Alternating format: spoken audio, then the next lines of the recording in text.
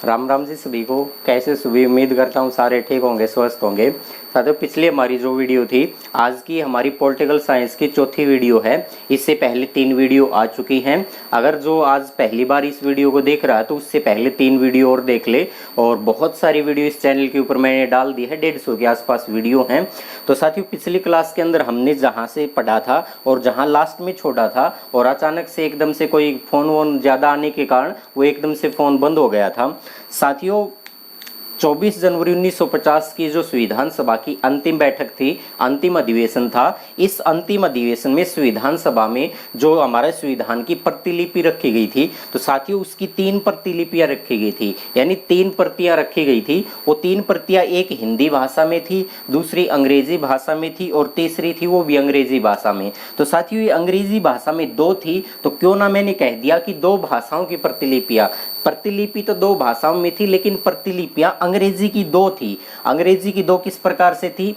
एक हिंदी के अंदर लिखा गया था, हमारे संविधान जो है हिंदी भाषा में लिखा गया था, तो एक प्रतिलिपि उसकी रखी गई थी। एक हमारा संविधान जो अंग्रेजी भाषा में लिखा गया था, एक प्रतिलिपि उसकी थी। और एक हमारा संविधान था वो अंग्रेजी भाषा में लिखा गया था। ये दोनों प्रतिलिपियां जो थी वो अंग्रेजी भाषा के अंदर थी, लेकिन दोनों प्रतिलिपियां में फर्क क्या था? यहाँ भी आप दिखाई दे रहे हैं, देख रहे हैं। एक प्रतिलिपि इस प्रकार से एक पेज दे दिया, उस पेज के ऊपर इस प्रकार से अंग्रेजी भाषा के अंदर हमारा संविधान लिखा गया था, इस प्रकार से लिख दिया। एक सेम अंग्रेजी भाषा के अंदर इस प्रकार से लिख दिया, और अंग्रेजी भाषा में इसी प्रकार लिखने के बाद उसमें क्या कर दिया, उसके चारों ओर क्या कर दिया, इस प्रकार से क्या कर दिया, उसके ऊपर कलाकृतियां कर दी, यानी कलाकारों के द्वारा उसके ऊपर क्या बना दिया, इस प्रकार से डिजाइन तैयार कर दिया। तो जो डिजाइन तैयार किया गया था, ये अंग्रेजी भाषा की जो प्रतिलिपि थी उसके ऊपर किया गया था। ये भी अंग्रेजी भाषा की थी, ये भी अंग्रेजी भाषा की थी, दोनों हूबहू थी। लेकिन एक फर्क क्या था कि ये सिंपल पेज के ऊपर इस प्रकार थी, और इसमें पेज जो था वो इस प्रकार लिखा तो सेम गया था, लेकिन इसके बॉर्डर के ऊपर डिजाइन तैयार कर दिया। साथियों, पेपर में क्वेश्चन क्या पूछा जाता है, हमारे संविधान पे जो डिजाइन बनाया गया था प्रतिलिपि के ऊपर, अंग्रेजी भाषा में जो प्रतिलिपि थी उस पे डिजाइन तैयार किया गया था, वो डिजाइन किसके द्वारा बनाया गया था? तो साथियों, नंदलाल बोस जो थे उसके नेतृत्व के अंदर जो अन्य कलाकार भी थे उनके द्वारा डिजाइन तैयार किया गया था। तो साथियों, डिजाइन तैयार किसके द्वारा किया गया था? तो साथियों, नंदलाल बोस के द्वारा हमारे संविधान के ऊपर जो डिजाइन बनाए गए हैं, जो कलाकृतियां की गई थी, वो तैयार किया गया था किसके द्वारा? नंदलाल बोस। और इसी के नेतृत्व के अंदर अन्य कलाकार भी थे। तो उम्मीद है साथियों आपको ये बात समझ में आ गई होगी। आज की जो हमारी वीडियो रहेगी वो रहेगी प्रस्तावना को लेकर। तो इतनी सारी बातें हैं आपने समझ ली हैं। अब बात करते हैं हम प्रस्तावना को, प्रियम्बल्स, प्रस्तावना। तो आज की क्लास में हमारा जो टॉपिक रहेगा वो रहेगा प्रस्तावना।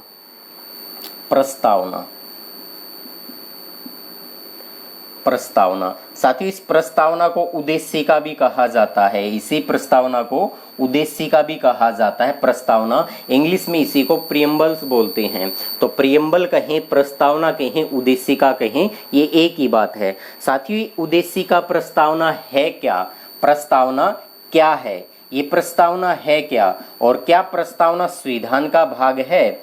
ये संविधान का भाग है। संविधान का भाग प्रस्तावना है या नहीं है? तो साथियों, इसके बारे में हम एक चर्चा करते हैं। क्या प्रस्तावना संविधान का भाग है, प्रस्तावना है क्या? इन दोनों बातों को हम जानेंगे। तो साथियों, 1960 के अंदर एक मामला आया था, और उस मामले को जैसे ही भारत के राष्ट्रपति ने सुप्रीम कोर्ट से सलाह ली, भारत के राष्ट्रपति ने क्या किया? सुप्रीम कोर्ट से एक सलाह ली थी, और सुप्रीम कोर्ट से जो सलाह मांगी गई थी वही सलाह बैरूबारी विवाद के नाम से प्रसिद्ध हुई थी। तो 1960 का मामला था, और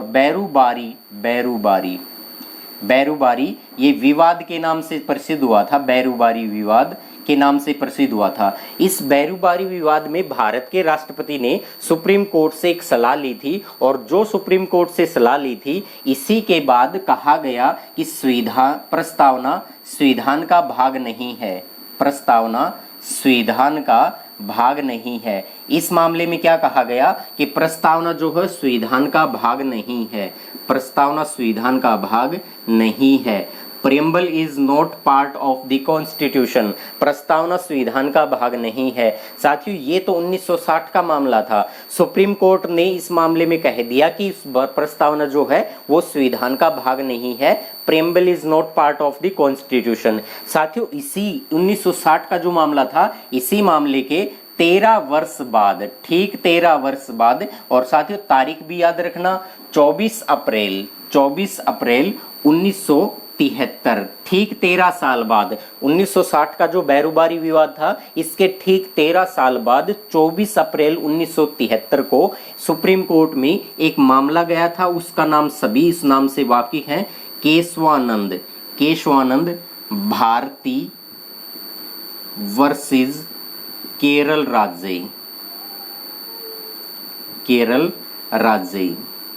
केशवानंद भारती वर्सेस केरल राज्य। साथियों सुप्रीम कोर्ट ने 1960 में जो निर्णय दिया था, ठीक 13 साल बाद अपने दिए गए निर्णय को ही सुप्रीम कोर्ट ने क्या कर दिया, पलट दिया। सुप्रीम कोर्ट ने अपने ही निर्णय को 13 साल बाद क्या कर दिया, पलट दिया। पलट कैसे दिया? 1960 में तो वही सुप्रीम कोर्ट है जो ये कहने वाला था कि preamble is not part of the constitution, यानी प्रस्तावना संविधान का भाग नहीं है। लेकिन 13 साल बाद 24 अप्रैल 1960 को यही सुप्रीम कोर्ट ने कहा कि प्रस्तावना क्या है, प्रस्तावना संविधान का भाग है, प्रस्तावना संविधान का भाग है, प्रस्तावना संविधान का क्या है, भाग है। Preamble is the part of the constitution, प्रस्तावना जो है ये संविधान का भाग है। तो ठीक 13 साल बाद सुप्रीम कोर्ट ने अपने फैसले को बदल दिया और कहा प्रस्तावना जो है वो क्या है, संविधान का भाग है। लेकिन क्या लेकिन यह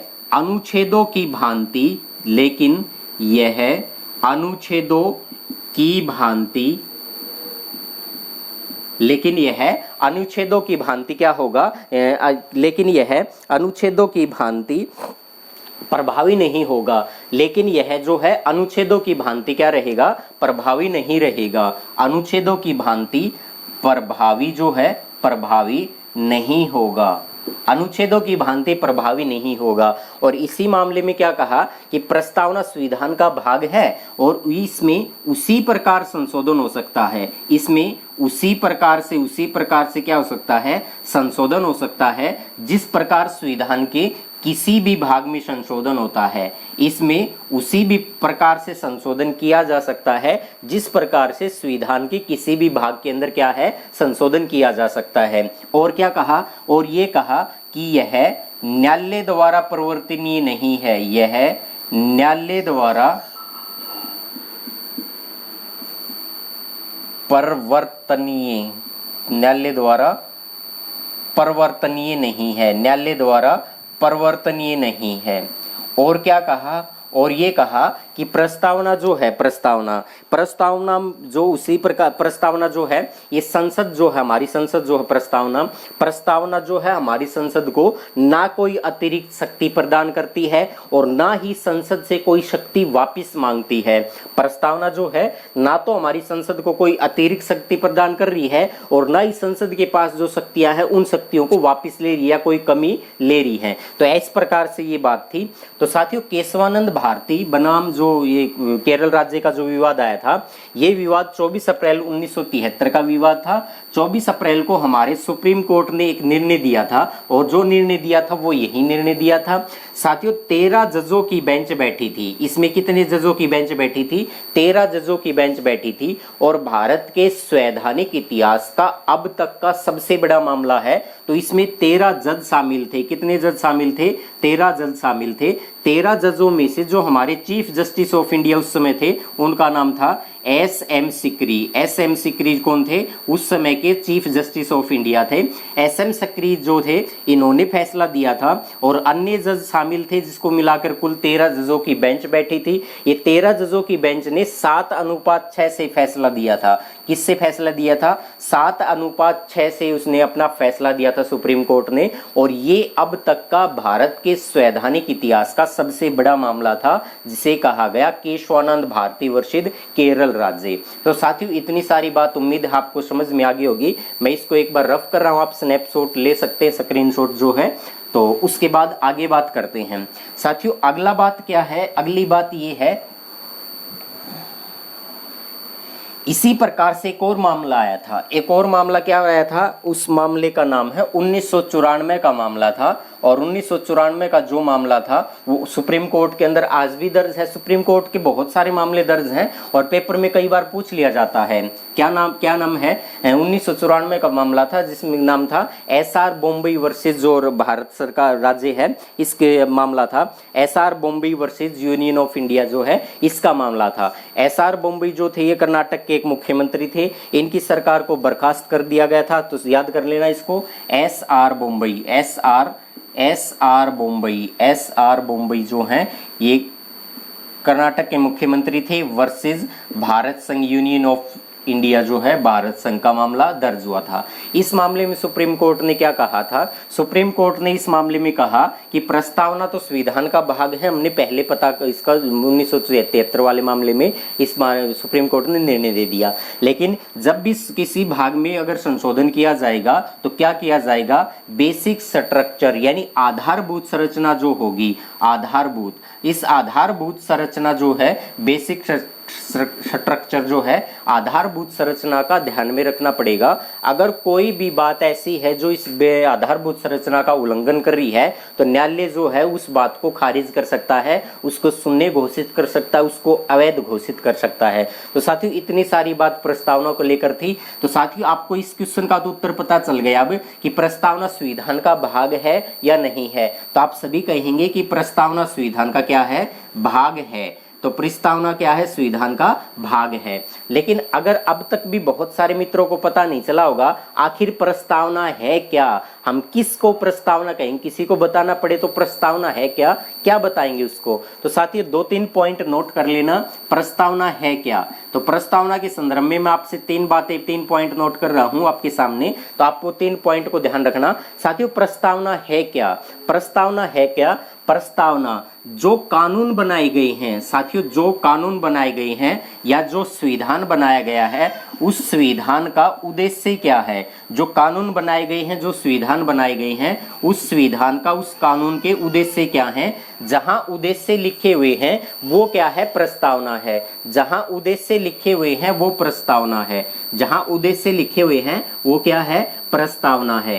तो जहां उद्देश्य लिखे हुए हैं वो क्या है? प्रस्तावना है। दूसरी बात क्या है? जो कानून बनाए गए हैं, जो संविधान बनाया गया है, उसके लागू होने की तिथि क्या होगी? साथियों जो कानून बना दिया या जो संविधान बना दिया उसके लागू होने की तिथि क्या होगी? जहां ये बात लिखी हुई है लागू की तिथि, लागू की आप कर लेना, लागू की तिथि। तो जहां लागू होने की तिथि लिखी हुई है उसी को क्या कहेंगे? प्रस्तावना कहेंगे। तीसरी बात, जो कानून बनाए गए हैं, जो संविधान बनाया गया है, वो किस क्षेत्र में लागू होगा, किस क्षेत्र के अंदर लागू होगा, ये बात जहां लिखी हुई है वो क्या है? वो प्रस्तावना है। तो 3 पॉइंट को ध्यान रखना, जो कानून, जो संविधान बनाए गए उसके उद्देश्य क्या है? जहां भी उद्देश्य लिखे गए हैं वही प्रस्तावना है। जो कानून बनाए गए, जो संविधान बनाए गए, उसके लागू होने की तिथि क्या है? जहां उसके लागू होने की तिथि है वो प्रस्तावना है। जो कानून बना दिया, जो संविधान बना दिया, वो किस क्षेत्र के अंदर लागू होगा, कहां कहां वो लागू होगा, ये बात जहां लिखी हुई है वो क्या है? प्रस्तावना है। तो उम्मीद है साथियों आपको ये बात समझ में आ गई होगी। बढ़ते हैं इससे आगे बढ़ते हैं और क्या देखते हैं? जो हमारी प्रस्तावना है इसको लेकर पेपर में कई सारे क्वेश्चन आ जाते हैं। और प्रस्तावना को लेकर क्वेश्चन किस प्रकार से पूछा जाता है? सबसे पहले तो यही क्वेश्चन पूछ लिया जाता है कि प्रस्तावना जो है, प्रस्तावना, इस प्रस्तावना की पहली लाइन में क्या लिखा गया था? प्रस्तावना की पहली लाइन में क्या लिखा था? फर्स्ट लाइन जो है इस प्रस्तावना की, इसमें किस बात का उल्लेख कर रखा है? तो साथियों प्रस्तावना की पहली लाइन में लिखा गया है, हम भारत के लोग, भारत के लोग, we the people of India, हम भारत के लोग भारत को संपूर्ण संपूर्ण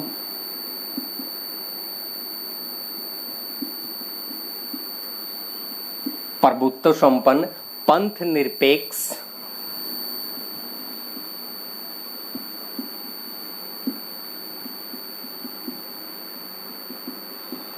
लोकतांत्रिक गणराज्य स्थापित करने हेतु, और आगे आगे भी बहुत सारी 6-7 लाइन और भी लिखी हुई हैं, तो यहीं तक हमने लिखना है, मेन काम यहीं तक है। उसके बाद लास्ट लाइन को और देख लेंगे। हम भारत के लोग भारत को संपूर्ण प्रभुत्व संपन्न पंथ निरपेक्ष लोकतांत्रिक गणराज्य स्थापित करने हेतु।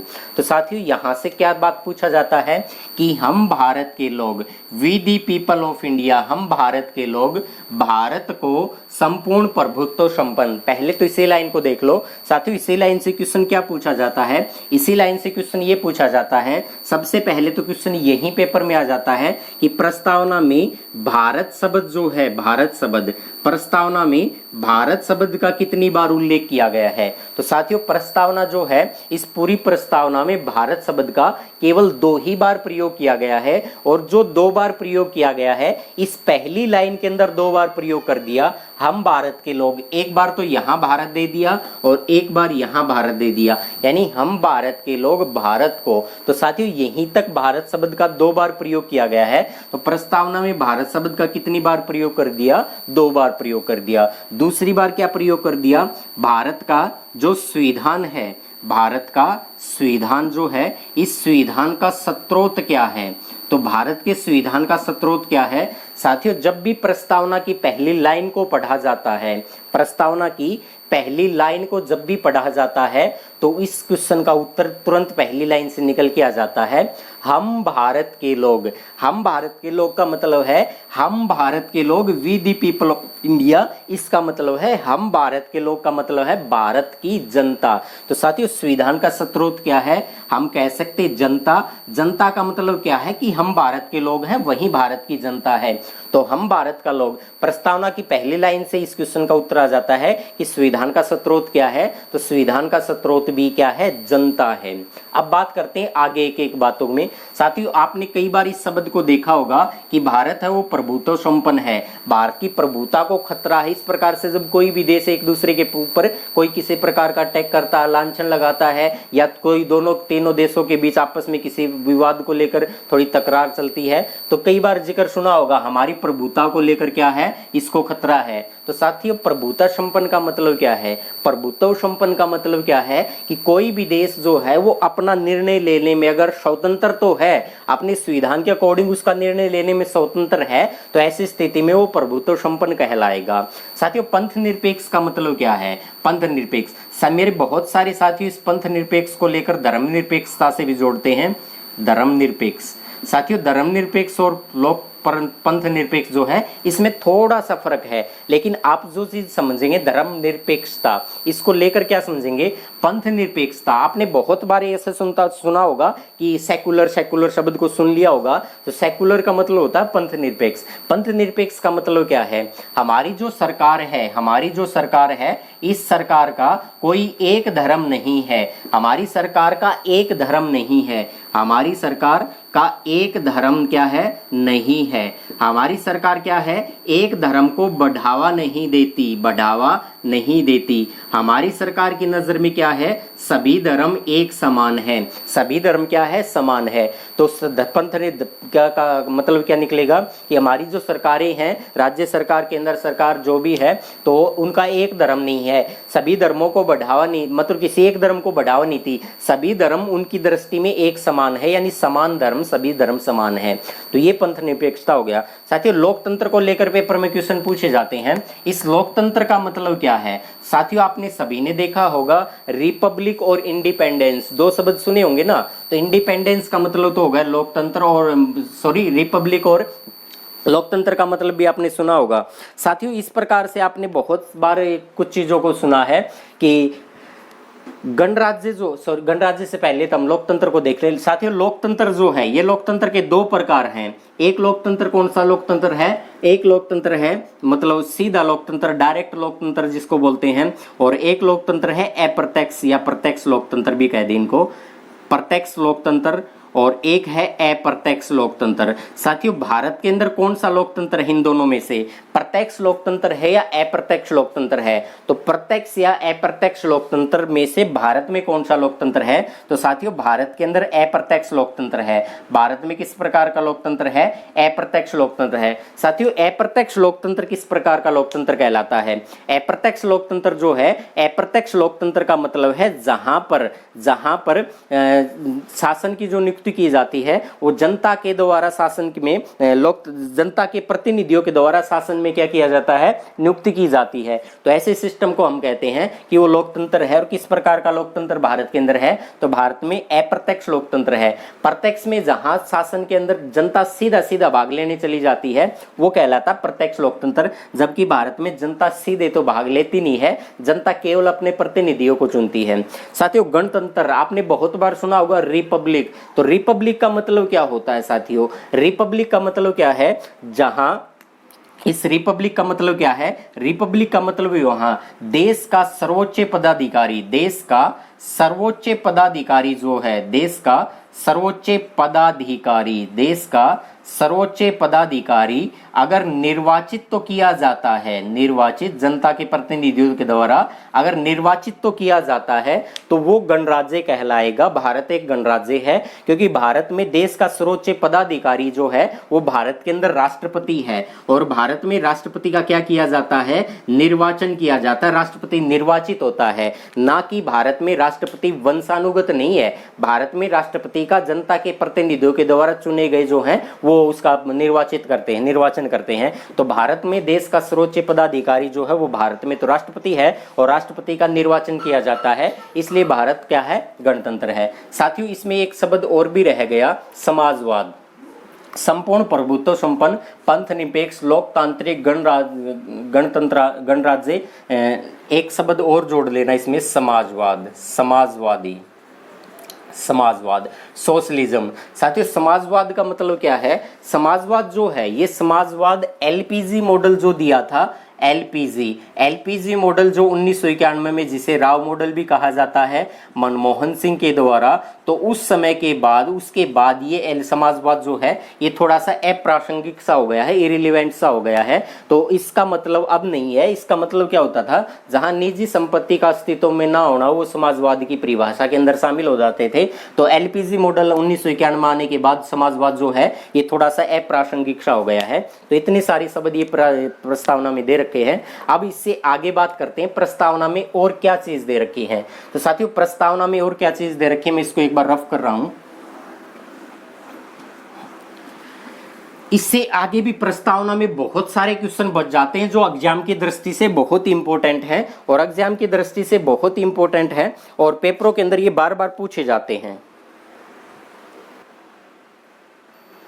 साथियों गर्मी बहुत ज़्यादा है, थोड़ा सा बोलते ही पानी प्यास लग जाती, कंठ बिल्कुल गला सूख जाता है। साथियों इस प्रस्तावना में जो है प्रस्तावना, इस प्रस्तावना की पहली लाइन जो है, प्रस्तावना, इस प्रस्तावना की पहली लाइन जो है, प्रस्तावना की पहली लाइन, पहली लाइन, प्रस्तावना की पहली लाइन जो है, पहली लाइन ये अमेरिका के संविधान से ली गई है, अमेरिका के संविधान से, अमेरिका के संविधान से ली गई है। और शेष लाइन जो है, शेष लाइन, शेष लाइन, शेष लाइन जो है वो ऑस्ट्रेलिया के संविधान से ली गई हैं, ऑस्ट्रेलिया के संविधान से ली गई है, ऑस्ट्रेलिया के संविधान से ली गई हैं। पहली लाइन पूछा जाए तो अमेरिका के संविधान से, दूसरी लाइन अगर शेष लाइन पूछी जाए तो ऑस्ट्रेलिया के संविधान से। साथियों कई बार पेपर के अंदर क्वेश्चन क्या पूछा जाता है? क्वेश्चन ये पूछा जाता है कि प्रस्तावना किस देश के संविधान से ली गई है? प्रस्तावना किस देश के संविधान से ली गई है? किस देश के संविधान से ली गई है? साथियों कई बार ऐसा होता है कि पेपर के अंदर क्वेश्चन पूछ लिया और क्वेश्चन के अकॉर्डिंग 4 आंसर भी तो दिए मिलते हैं और उन 4 क्वेश्चनों ऑप्शन के अकॉर्डिंग हमें इस क्वेश्चन का उत्तर देना है। प्रस्तावना किस देश के संविधान से ली गई है? साथियों एक बात बिल्कुल क्लियर कर दें, अभी तो क्वेश्चन आपके सामने ऑप्शन तो है ही नहीं। आप एक बात को ध्यान रखना, 13 दिसंबर 1946 को जो हमारी संविधान सभा की बैठक हुई थी, इसी बैठक के अंदर पंडित नेहरू के द्वारा, पंडित जवाहरलाल नेहरू के द्वारा जो उद्देश्य प्रस्ताव रखा गया था, जो ऑब्जेक्टिव रिजोल्यूशन जो रखा गया था, उद्देश्य प्रस्ताव रखा गया था, यही उद्देश्य प्रस्ताव शायद तो पारित तो हुआ था। ये उद्देश्य प्रस्ताव जो है ये पारित हुआ था 22 जनवरी और अगला साल 1947 का साल। साथियों रखा गया था 13 दिसंबर 1946 को उद्देश्य प्रस्ताव, पारित हुआ था 22 जनवरी 1947 को। साथियों जो उद्देश्य प्रस्ताव था, यही उद्देश्य प्रस्ताव बाद में क्या बना था? प्रस्तावना बनी थी। तो साथियों प्रस्तावना को तो हमने किसी देश के संविधान से नहीं लिया, लेकिन पेपर में क्वेश्चन आ भी जाए तो पेपर में क्वेश्चन आ भी लिया था साथियों, लेकिन दोबारी तिबारी फिर भी आ जाए आगे कभी, तो हमें इस क्वेश्चन का उत्तर किस प्रकार से देना है? साथियों पहली लाइन अमेरिका के संविधान से ली गई थी और बाकी जो लाइनें हैं वो कौन से देश के संविधान से ली गई हैं? ऑस्ट्रेलिया के संविधान से। साथियों इनमें भाषा का प्रयोग जो हुआ है उसको लेकर ये सारी बात चल रही है, तो इसमें भाषा तो कहीं लिख नहीं रखा, लेकिन प्रस्तावना किस देश के संविधान से ली गई है? तो साथियों इसमें इंक्लूड है, ये अंडरस्टैंडिंग वाली बात है, इसमें साफ साफ नहीं दे रखा, लेकिन इनडायरेक्ट रूप से और डायरेक्ट रूप से सारी बात निकल के यही आती है। अगर पूछ लिया जाए प्रस्तावना किस देश के संविधान से ली गई है, तो साथियों हमारा उत्तर होगा ऑस्ट्रेलिया। और पेपर के अंदर ये क्वेश्चन साथियों आ भी चुका है, तो इसका उत्तर भी ऑस्ट्रेलिया माना गया था। क्यों माना गया था मैंने क्लियर कर दिया। ज्यादा भाग जो है, ज्यादा भाषा में जो ज्यादा भाग है वो ऑस्ट्रेलिया के संविधान से लिया गया था, इसलिए इस क्वेश्चन का उत्तर आ जाएगा ऑस्ट्रेलिया। जबकि रियल बात तो ये है कि प्रस्तावना को तो हमें किसी देश के संविधान से नहीं लिया गया, लेकिन प्रस्तावना में जिस भाषा का प्रयोग था वो ज्यादा कहां से? ऑस्ट्रेलिया से, पहले लाइन में अमेरिका के। और उसके बाद आगे बात करते हैं। साथियों आप सभी ने बहुत सारी क्रांतियां पढ़ रखी हैं, और अगर बहुत सारी क्रांतियां पढ़ रखी हैं तो कुछ एक क्रांतियां ऐसी है जिसका भारतीय संविधान के ऊपर सीधा सीधा प्रभाव मिलता है। साथियों फ्रांसीसी क्रांति, फ्रांसीसी क्रांति,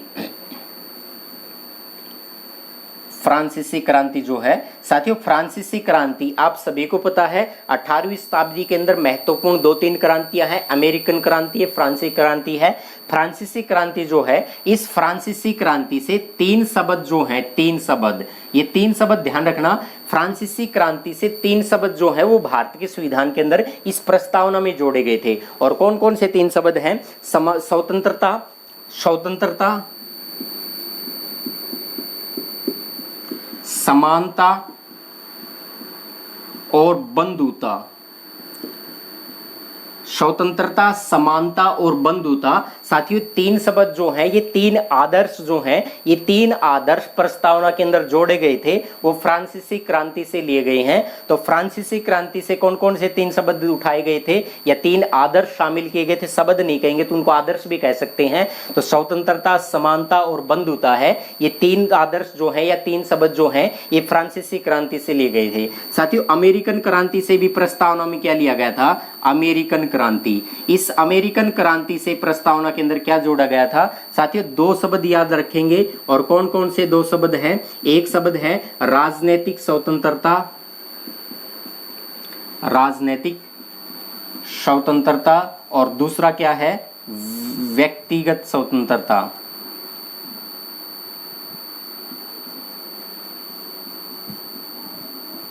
व्यक्तिगत स्वतंत्रता। तो साथियों ये व्यक्तिक स्वतंत्रता है, ये व्यक्तिगत नहीं होगा शायद, व्यक्तिक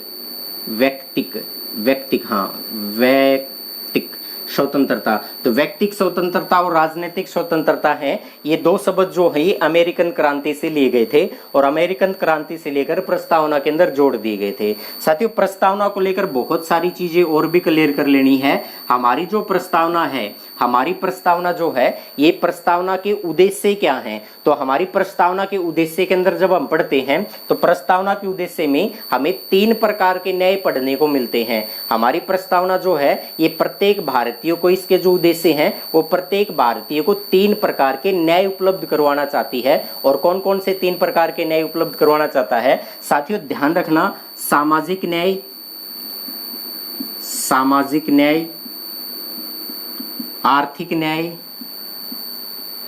आर्थिक न्याय और राजनैतिक न्याय, राजनीतिक न्याय। तो तीन प्रकार के न्याय है, सामाजिक न्याय, आर्थिक न्याय और राजनीतिक न्याय। साथियों इनकी सीक्वेंस याद कर लेना, पहले सामाजिक न्याय है प्रस्तावना में, फिर आर्थिक न्याय है और उसके बाद राजनीतिक न्याय है। साथियों तीनों चीजें आपको डीपीएसपी में भी मिलेंगी। जब आप राज्य के नीति निर्देशक तत्व पढ़ेंगे तब भी आपको ये दिखाई देगा। तो राज्य के नीति निर्देशक तत्व और प्रस्तावना में कौन से शब्द जो है वो कॉमन है, तो सामाजिक न्याय, आर्थिक न्याय और राजनीतिक न्याय। साथियों ये तीनों शब्द कॉमन भी है और तीन प्रकार के न्याय की बात करते हैं हमारी प्रस्तावना के जो उद्देश्य हैं, सामाजिक न्याय, आर्थिक न्याय। साथियों सीक्वेंस याद करना, पेपर के अंदर पूछा गया था एक ऑर्डर में, तो ये दे दिया ऑप्शन में, एक में पहले आर्थिक दे दिया, फिर राजनीतिक दे दिया, फिर सामाजिक दे दिया, एक में आगे राजनीतिक दे दिया, फिर सामाजिक दे दिया, फिर आर्थिक दे दिया। तो सीक्वेंस याद करना, सामाजिक, आर्थिक और राजनीतिक न्याय। और क्या है साथियों, साथियों प्रस्तावना जो है, प्रस्तावना, इसी प्रस्तावना के अंदर कई सारे और शब्द भी हैं जिसको पेपर के अंदर कई बार पूछ लिए जाते हैं, मैं उनको भी आपके सामने क्लियर कर देता हूं। प्रस्तावना में समता जो है, समता, क्षमता। साथियों ये समता भी दो प्रकार की समता है, एक प्रतिष्ठा की समता, प्रतिष्ठा, और एक अवसर। प्रतिष्ठा और अवसर जो है इसकी समता का उल्लेख है, इसकी समता। एक बंधुता भी है, बंधुता में गरिमा की बंधुता आ जाएगा और गरिमा के साथ राष्ट्र की एकता व अखंडता की बंधुता आ जाएगा। साथियों और क्या है, स्वतंत्रता कितनी है। साथियों स्वतंत्रता को लेकर, स्वतंत्रता प्रस्तावना में कितने प्रकार की स्वतंत्रताओं का उल्लेख है। साथियों आपको ये डैश दिखाई दे रहे हैं, इतनी स्वतंत्रता है। कौन कौन सी स्वतंत्रता है, विचार की स्वतंत्रता, विचार की स्वतंत्रता, अभिव्यक्ति की स्वतंत्रता, उपासना की स्वतंत्रता, विचार की स्वतंत्रता, अभिव्यक्ति की स्वतंत्रता, उपासना की स्वतंत्रता, धर्म की स्वतंत्रता और विश्वास की स्वतंत्रता, तो ये भी शामिल है। धर्म और विश्वास इसके अंदर और भी ऐड कर लेना, धर्म की स्वतंत्रता और विश्वास की स्वतंत्रता। तो ये 5 स्वतंत्रताएं जो हैं इनका उल्लेख प्रस्तावना के अंदर दे रखा है। साथियों यहाँ से क्वेश्चन पूछा जा चुका है कि निम्न में से कौन सी स्वतंत्रता प्रस्तावना में नहीं दे रखी, या कौन सी दे रखी है, ए और बी, बी और सी, सी और बी, सी डी। तो इस प्रकार से आगे भी पढ़ लेना आप।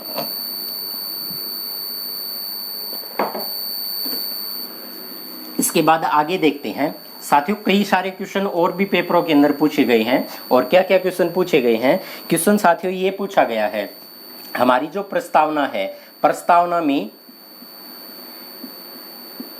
कितनी बार संशोधन किया जा चुका है, प्रस्तावना में कितनी बार संशोधन जो है वो किया जा चुका है। तो साथियों प्रस्तावना में जो है केवल और केवल एक बार संशोधन हुआ है, और एक बार संशोधन हुआ है वो अंतिम बार संशोधन हुआ था।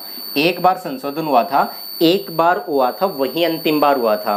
तो एक बार हुआ था, अंतिम बार हुआ था, कब हुआ था, तो साथियों 42वां संविधान संशोधन, 42वां संविधान संशोधन 1976। साथियों 42वां संविधान संशोधन 1976 के द्वारा हमारी प्रस्तावना में संशोधन किया गया, और संशोधन जो किया गया उससे 3 नए शब्द जो हैं वो प्रस्तावना में जोड़ दिए गए। कौन कौन से 3 शब्द हैं साथियों, पंथ निरपेक्ष,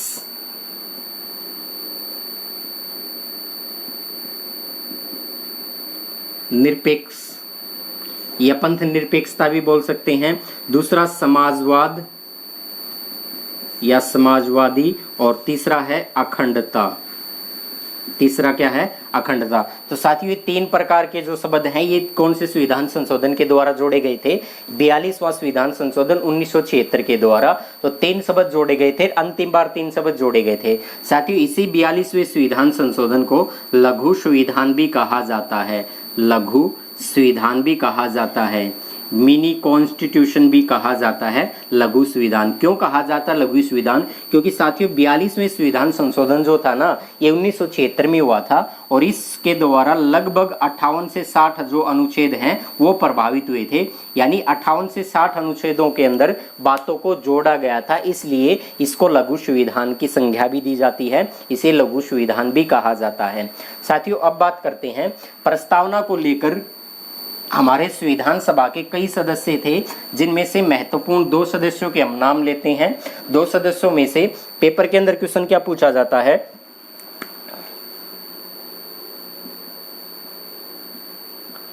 पेपर में क्वेश्चन पूछा जाता है, क्या पूछा जाता है कि प्रस्तावना को संविधान की आत्मा किसने कहा था? प्रस्तावना को संविधान की आत्मा किसने कहा था? प्रस्तावना को संविधान की आत्मा, प्रस्तावना जो है, इस प्रस्तावना को संविधान की आत्मा किसने कहा था? प्रस्तावना को संविधान की आत्मा किसने कहा था? आत्मा किसने कहा था? तो साथियों ये क्वेश्चन है, पेपर का पूछा गया है कि प्रस्तावना को संविधान की आत्मा किसने कहा था। तो साथियों प्रस्तावना को संविधान की आत्मा किसने कहा था? हमारी संविधान सभा के एक सदस्य होते थे, और हरियाणा का जो हिसार जिला है, इस हिसार जिले से जब पहली लोकसभा गठित हुई थी तो यहाँ से वो एमपी सांसद बनके भी गए थे, ठाकुरदास भार्गव। ठाकुरदास भार्गव। तो साथियों ठाकुरदास भार्गव जो है ये संविधान सभा के एक सदस्य में भी शामिल थे, और जब ठाकुरदास भार्गव से कुछ पूछा गया प्रस्तावना के बारे में तो इन्होंने कहा कि प्रस्तावना जो प्रीएम्बल है ये most precious part of the constitution, प्रस्तावना संविधान का सबसे महत्वपूर्ण भाग है, और प्रस्तावना जो है प्रीएम्बल है, ये preamble is soul of constitution. तो प्रस्तावना जो है वो संविधान की आत्मा है। तो ठाकुरदास भार्गव ने कहा था प्रस्तावना क्या है? संविधान की आत्मा है। साथियों एक और क्वेश्चन है, वो भी क्वेश्चन कई बार आपको देखने को मिल गया होगा कहीं ना कहीं, कि प्रस्तावना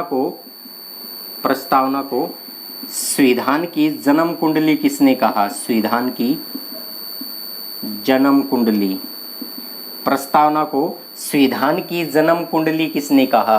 हॉरोस्कोप ऑफ द कॉन्स्टिट्यूशन। प्रस्तावना को संविधान की जन्म कुंडली किसने कहा? तो साथियों कन्हैयालाल माणिकलाल मुंशी दो थे, के.एम. मुंशी, कन्हैयालाल माणिकलाल मुंशी जो थे उन्होंने कहा था कि preamble is the horoscope of the constitution, प्रस्तावना जो है वो संविधान की क्या है? जन्म कुंडली है। साथियों इतने सारे इस प्रस्तावना को लेकर ये सारी चीजें थी।